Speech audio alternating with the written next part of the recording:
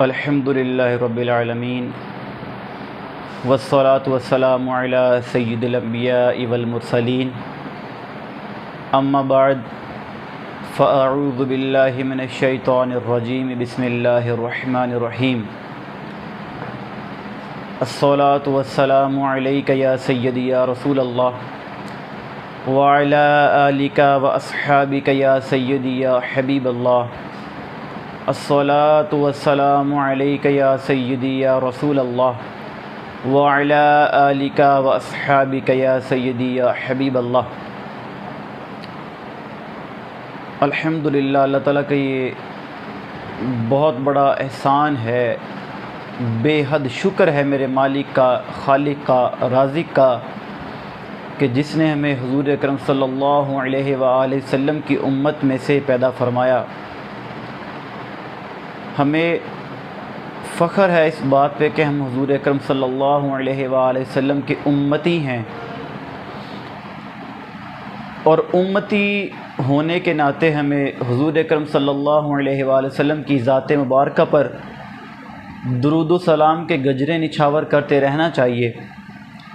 حضور اکرم صلی اللہ علیہ وآلہ وسلم کا فرمان علی شان ہے، الترغیب و ترہیب میں موجود ہے۔ حضور فرماتے ہیں کہ جس نے دن بھر میں مجھ پر 1000 مرتبہ درود پاک پڑھا وہ مرے گا نہیں جب تک جنت میں اپنی آرام گاہ نہ دیکھ لے۔ پچھلی ویڈیو میں ہم نے پرہیزگاری تقوی حاصل کرنے کے جو 5 پوائنٹس پڑھے تھے، آج ہم اسی موضوع پر گفتگو کرتے ہوئے اس کے جو بقیہ 5 پوائنٹس ہیں ان کو مکمل کریں گے۔ پچھلے جو 5 پوائنٹ سے ہم نے انہیں پڑھا تھا کہ حضرت مجدد الفسانی علیہ رحمہ بیان فرماتے ہیں کہ انسان اگر ان 10 چیزوں کو اپنا لے تو وہ متقی و پرہیزگار بن جاتا ہے، جن میں سے پہلا پوائنٹ تھا اپنی زبان کو غیبت سے بچانا، پھر تھا دل کو بدگمانی سے بچانا، مسخرہ پن سے بچنا، اور پھر تھا اپنی آنکھ کو حرام دیکھنے سے محفوظ رکھنا، ہمیشہ سچ بولنا۔ ان 5 پوائنٹس پہ ہم نے گفتگو کی تھی، تو ابھی تک اگر آپ نے وہ پچھلی ویڈیو نہیں دیکھی، واچ نہیں کی، تو آپ ان 5 پوائنٹس کو بھی ملاحظہ فرمائیے۔ ان 5 پوائنٹس کا جب آپ سنیں گے اور آپ ان پر عمل پیرا ہونے کی کوشش کریں گے تو مجھ بندہ ناچیز کو اللہ رب العزت سے یہ امید ہے کہ انشاءاللہ عز و جل جب آپ ان باتوں کو سن کر ان پر عمل پیرا ہونے کی کوشش کریں گے، اللہ رب العزت بھی آپ کا حامی و ناصر ہوگا۔ تو اگلے جو آج 5 پوائنٹس ہیں جو ہم پڑھیں گے ان میں ہے کہ ہر حال میں اللہ کا احسان ماننا، اپنا مال راہ حق میں خرچ کرنا، نفس کے لیے بڑائی یا بلندی نہ چاہنا، اور نمازوں کی حفاظت کرنا، عقیدوں کی صحت کا خیال رکھنا۔ اچھا، اس میں جو 6واں پوائنٹ ہے نا کہ ہر حال میں اللہ کا احسان ماننا۔ اچھا، اس پوائنٹ پر پہلی تو بات یہ ہے کہ اس بات پر انسان جب عمل کرنا شروع کرتا ہے نا، تو سب سے پہلا جو قدم انسان جب اس کی طرف بڑھاتا ہے نا، تو انسان کے اندر سب سے پہلی تبدیلی یہ آتی ہے کہ اس کے اندر جو تکبر ہے نا اور جو ریاکاری ہے وہ ختم ہونا شروع ہو جاتی ہے، آہستہ آہستہ نا، آہستہ آہستہ اس کا خاتمہ ہونا شروع ہو جاتا ہے۔ اب کوئی بھی شخص ہے، اگر اس کے پاس کوئی چیز ہے، آپ گاڑی لے لیجئے، اس کے پاس گاڑی ہے، کار ہے، تو وہ اس سے پوچھیں بھئی تمہیں اللہ نے کار عطا کی، تمہیں اللہ نے گاڑی دی، تو بجائے اس کے وہ اللہ رب العزت کا شکر بجا لائے، وہ انسانوں میں جا کر تکبر کرتا پھرتا ہے، وہ ریاکاری کرتا پھرتا ہے، وہ جا کے دکھاتا پھرتا، بتاتا پھرتا ہے دیکھو مجھے اللہ نے کار دی، تمہارے پاس تو ہے ہی نہیں۔ اس کو نیچا دکھانے کی کوشش کرتا ہے، خود کو اونچا بنانے کی کوشش کرتا ہے۔ اور جب انسان ہر حال میں اللہ کا احسان مانتا ہے نا کہ یہ تو میرے اللہ کا فضل ہے، یہ تو میرے اللہ کا کرم ہے، میں تو کچھ بھی نہیں، یہ تو کرم ہے ان کا، ورنہ مجھ میں تو ایسی بات ہی نہیں، مجھ میں تو کوئی خاص بات نہیں ہے، مجھ میں ایسی کیا بات ہے، میں تو کچھ بھی نہیں، پتہ نہیں میرے سجدے ہیں وہ قبول ہیں کہ نہیں، پتہ نہیں میرے رکوع قبول ہے کہ نہیں، پتہ نہیں میرا قیام قبول ہے کہ نہیں، مجھ میں کوئی بات نہیں ایسی، پھر کیا بات ہے بھئی تمہیں اللہ نے اتنا کیسے دیا؟ بس کیا کہ یہ میرے رب کا فضل ہے، یہ میرے رب کا کرم ہے، اس کا شکر بجا لاتے رہیں۔ یقین جانیے آج بہت سارے ایسے امیر لوگوں کو دیکھتے ہیں کہ جن کے پاس اتنا مال، اتنی دولت ہے، اتنا مال و دولت ہے، رات کو نیند نہیں آتی انہیں، ڈپریشن کی گولیاں کھاتے ہیں، پریشان ہے، पैसे के बावजूद परेशान है। रब ने उनको दुनिया में इस कदर फंसा दिया, क्यों? दुनिया से मोहब्बत चाहते थे ना, दुनिया से मोहब्बत चाहते थे, रब ने दुनिया में इस तरह फंसा दिया, वो अपने बिजनेस के अंदर इस तरह फंस चुके हैं, जकड़े जा चुके हैं, इस तरीके से जकड़े जा चुके हैं कि अगर वो 15 से 20 मिनट के आधा घंटा अगर वो या 10 मिनट भी अगर वो अपने बिजनेस से दूर हो जाए ना, उनको परेशानी लाहक होना शुरू हो जाती है। उनके दिल में, ज़हन में बात बैठती है, दिल में चुभन उठती है कि कहीं वो मेरे बिज़नेस में लॉस ना हो जाए। उनके पास फजर की 2 रकतें अदा करने का वक्त नहीं है, जुम्मे के 2 फ़राइज़ जो हैं वो अदा करने का वक्त नहीं उनके पास। इस तरीके से तो दुनिया में खो चुके हैं। और लेकिन अगर दूसरे तबके की तरफ आया जाए कि वही जो मज़दूर, जो गरीब तबका मज़दूर जब मज़दूरी करने को जाता है ना, और जब दोपहर को उसका खाने का वक़्त होता है, और जब वो मिट्टी वाले हाथ झाड़ता हुआ जब रोटी पोना खोलता है ना, जब उसके अंदर रोटी होती है और रोटी के अंदर अचार होता है, और जब वो कहता है बिस्मिल्लाहिर्रहमानिर्रहीम, तो उसके लबों से, उसके अल्फाज से जो चीज़ झलकती नज़र आती है वो क्या? ऐ अल्लाह तेरा शुक्र है, ऐ अल्लाह तेरा करम, तेरा फजल है, तेरा शुक्र है मेरे मालिक। और जब वो खाना खा के हाथ उठाता है, अल्लाह तेरा शुक्र है तूने खाना अता किया, तो उसके अंदर वो जो हलाल खाने की तड़प है ना, जज्बा है, तो वो उसके अंदर रब का शुक्र पैदा करने के भी जज्बा पैदा होता है, उसके अंदर शुक्र का जज्बा भी उसके अंदर पैदा हो जाता है। वो लगन बढ़ती जाती है, शुक्र की जज्बा बढ़ता जाता है। क्यों? खाता भी तो हलाल है ना वो। तो हमें हर वक्त अल्लाह का एहसान मानना चाहिए। ऐ अल्लाह ये तेरा करम, तेरा फजल है कि मैं आज जो अपने पूरे कद से खड़ा हूँ, ये तेरा करम। ऐ अल्लाह ये तेरा फजल, वरना मुझ में से क्या बात है, कुछ भी नहीं। और अगला पॉइंट हम पढ़ते हैं कि अपना माल राह हक में खर्च करना। अच्छा देखिए, अपना माल राह हक में खर्च करना, इससे ना मुझे एक छोटी सी बात याद आती है कि जब कोई शादी का फंक्शन होता है या कुछ भी ऐसे मौक़े आते हैं जहाँ पे हमें इत्तेफाक होता है जाने का, तो हम क्या करते हैं कि हमारे पास नए कपड़े होते हैं, हम माल इकट्ठा करते हैं, पैसे लेके जाते हैं, बनाते हैं, जमा करते हैं, नए जूते, कपड़े सारे नए, खुशबू लेते हैं, क्या कुछ नहीं करते, बड़े जतन करते हैं, और फिर हम वो शादी का फंक्शन जो है ना अटेंड करने के लिए जाते हैं। और जब बात आती है ना मसाजिद की, अल्लाह रब्बुल इज़्ज़त की राह में ख़र्च करने की, और जब बात आती है कि आप मस्जिद में जाइए, और जब मस्जिद में जुमा के दिन फेरी लगाई जा रही होती है कि मस्जिद के चंदा दीजिए, तो हम अपनी पॉकेट में से ना हाथ डालते हैं और अपना वॉलेट निकालते हैं, और फिर देखते हैं उसमें से गला हुआ नोट कौन सा है और 10 वाला नोट किधर है। वो जो 1000 वाले नए नए हैं ना, उसको साइड पे करते जाते हैं, साइड पे करते जाते हैं, साइड पे करते जाते हैं। वो कहीं कोने में ना छुपा हुआ 10 का नोट होता है, गला हुआ नोट, वो निकाल कर वो रब की बारगाह में दिया जा रहा होता है। इतनी बदबख्तों के ज़हन में सोच नहीं आती, इतनी बात नहीं घुसती है कि तुझे माल दिया किसने दिया, ये जो तेरे पास 1000 का नोट था किसने दिया, बताइए किसने दिया हमें ये 1000 का नोट। अब क्या हमारी औकात है कि हम जाके उधर जाके बैठे और हमें ये 1000 का नोट मिल जाए? कौन है हमें पैसे देने वाला? और ये वही रब की ज़ात है जिसने पैसे दिया, और उसी के राह में खर्च करने से कतराते हैं। उसी की राह में जब देने की बारी आती है, फिर देखते हैं 20 वाला नोट गला हुआ किधर है, 10 वाला नोट जिसको 700 टेपें लगी हुई वो उठा के रब की राह में दिया जा रहा है। ये हमारी औकात नहीं है। औकात हमारी यह है। तो मूसा अलैहिस्सलाम के दौर में 2 शख्स ऐसे थे जो लड़ रहे थे, एक कहता था ये ज़मीन मेरी है, दूसरा कहता था ये ज़मीन मेरी है, झगड़ते थे, ये ज़मीन मेरी, वो कहता मेरी। उन्होंने कहा कि वक़्त के नबी मूसा मौजूद हैं, उनके पास मुकदमा लेके जाते हैं। उनके पास जब लेके गए तो मूसा अलैहिस्सलाम ने कहा मैं ज़मीन से ना पूछ लूँ कि ये ज़मीन किसकी है। ज़मीन से कहा बता रब के फजल से, बता रब के हुक्म से कि तू किसकी है। वो ज़मीन कहती है कि ना मैं इसकी हूँ ना मैं इसकी हूँ, इन दोनों से कहो तैयारी करें, ये दोनों ही मेरे हैं। तो वक़्त तो वो आने वाला है, हम ज़मीन के अंदर जाने वाले, हमारी ये औकात है, ये औकात कि ज़मीन बोल के कहती ये दोनों ही मेरे हैं। और रब की राह में जब देने की बारी आई तो क्या देखा कि जिस नोट को 1500 टेपें लगी हुई हैं, इतनी ज़्यादा टेपें लगी और फटा हुआ गला हुआ, वो उठा के वो गले में डाला जा रहा है, वो झोली में डाला जा रहा है।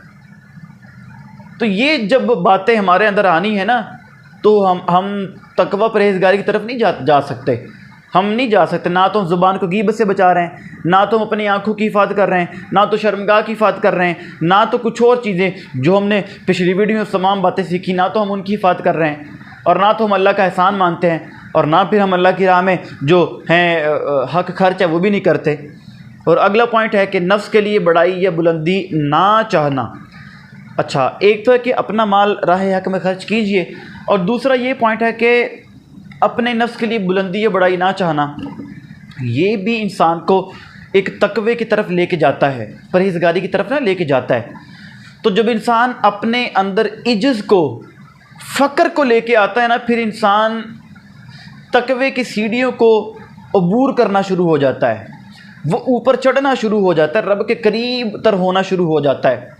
اور پھر ہمارے اندر یہ جذبات پیدا ہوتے ہیں کہ یار جب میں رب کی راہ میں مال خرچ کر رہا ہوں اور میں اللہ کا احسان بھی مان رہا ہوں, اور جب ہمارے اندر یہ احساسات پیدا ہونے شروع ہو جاتے ہیں نا کہ میں رب کا احسان بھی مان رہا ہوں, اور پھر میں اپنا مال بھی جو راہ حق میں خرچ کر رہا ہوں, اور پھر یہ بھی کہ میں کوئی میری تعریف کرے میں اسے منع کروں یا میری تعریف نہ کیا کروں, نہ میری تعریف کروں, اور بار بار بھی یہ کہنا نا, یہ بھی انسان کے اندر تکبر لے آتا ہے. اور ہمارا بھی یہ ہمارا حال ہوتا ہے کہ جب ہم کسی کو بار بار نہیں میری تعریف نہ کرو, میری تعریف نہ کرو, میری تعریف نہ کرو, یہ بار بار کہنا بھی انسان کے اندر تکبر کو لانا جو ہے شروع کر دیتا ہے.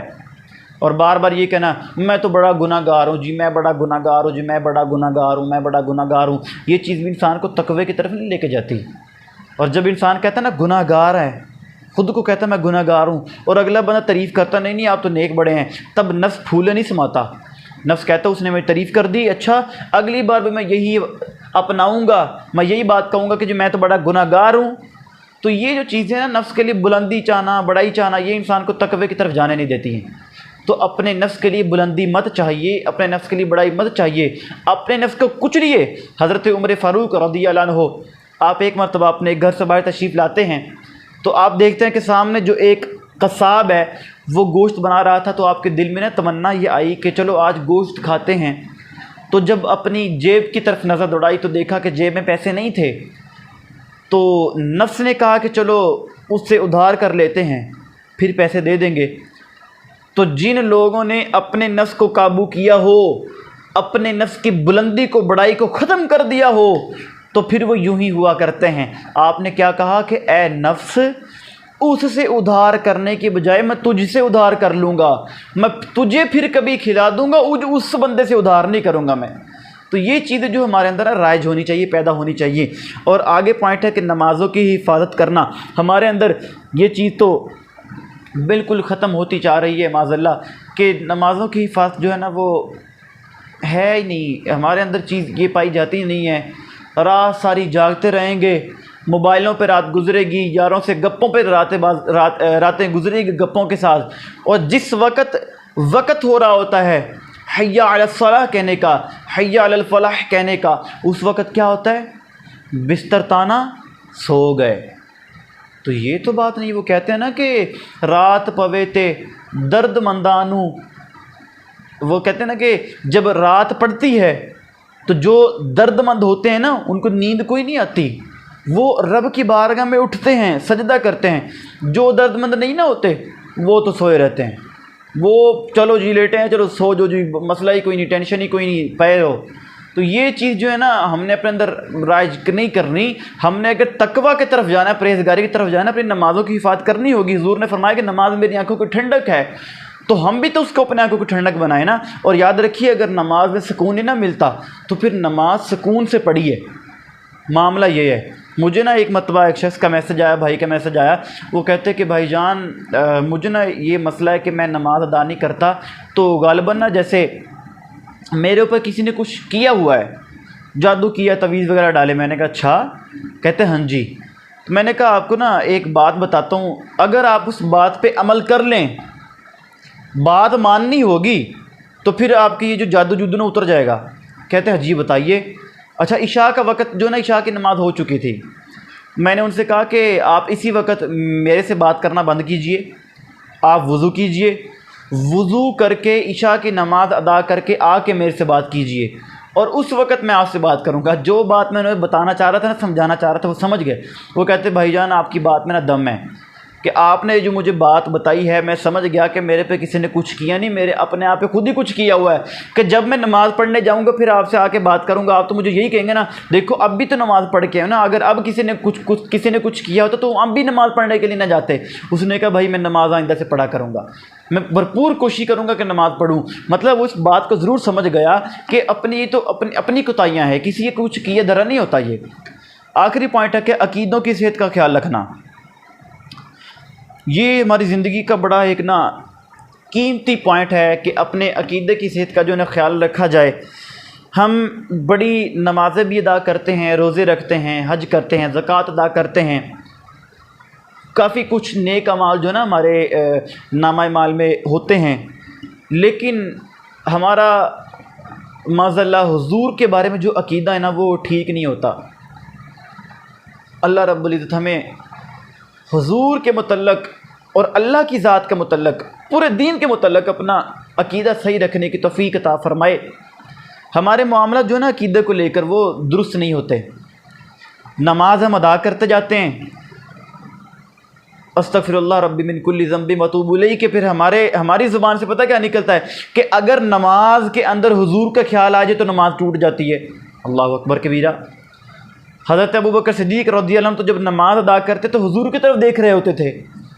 وہ کیا خوب کسی شاعر نے کہا نا کہ میں نماز پڑھا کہ تیں ول ویکھاں، مینوں کعبہ بھل گیا اے، بھل گیاں سب سوم صلاتاں، بس ایکو یار دا شوق پہ آئی، ایکو یار دا شوق پہ آئی۔ تو آج تو یہ ہمارے بد عقیدہ لوگ کچھ ایسے ہیں، میں نام نہیں لیتا ان کا، وہ کیا کہتے ہیں جی کہ اگر نماز میں حضور کا خیال آ جائے تو نماز ٹوٹ جاتی ہے۔ اللہ اکبر۔ جب آپ مجھے بتائیے کہ نماز میں آپ پڑھتے ہیں السلام علیکہ ایھا النبی پڑھتے ہیں، تو مجھے بتائیے کہ آپ کس نبی کو سلام کہہ رہے ہوتے ہیں؟ کس نبی پر آپ درود پڑھتے ہیں؟ اللہم صلی علی محمد وعلی آل محمد کما صلیت، اب محمد کہہ رہے ہیں، یہ کون سے نبی ہیں؟ اب مجھے بتائیے تو یہ کون سے نبی ہیں جی؟ تو یہ انہی کا تو خیال نماز میں ہے، اور رب تعالیٰ کہے کہ میری اطاعت کو، میرے نبی کی بھی اطاعت کرو، رب تعالیٰ یہ کہے یا ایھا الذین آمنوا صلوا علیہ وسلموا تسلیما کہ تم بھی ان پر نماز پڑھو، تم بھی ان پر درود پڑھو۔ کہ جب اللہ اور اس کے فرشتے نبی کی ذات پر درود بھیجتے ہیں، اے ایمان والو تم بھی خوب درود و سلام بھیجو، خوب درود و سلام بھیجو۔ جب رب ہو کے درود بھیجتا ہے، وہ رب ہے، وہ حضور کو معراج پہ لے جائے، اور آج لوگ یہ کہیں جی کہ اگر نماز میں حضور کا خیال ہے تو نماز ٹوٹ جاتی ہے، تو ان بدعقیدہ لوگوں سے دور رہیے، اپنے دل میں حضور کا عشق، تڑپ، محبت پیدا کیجئے، اور جب آپ کی مدینہ منورہ میں حاضری ہو نا تو سر کے بل جائیے، سر کے بل جائیے، حاضر ہو جائیے حضور کے روضے پر، اور کھڑے ہو کے کہیے کہ حاضر ہے در دولت پہ گدا، سرکار توجہ فرمائیے، سرکار توجہ فرمائیے، یا رسول اللہ میں آپ کے روضے پر حاضر، غلام حاضر ہے، گدا حاضر ہے، یا رسول اللہ کرم کیجئے، کرم فرمائیے۔ حضور فرماتے ہیں کہ جس نے میرے قبر کی زیارت کی اس پہ میری شفاعت واجب ہے۔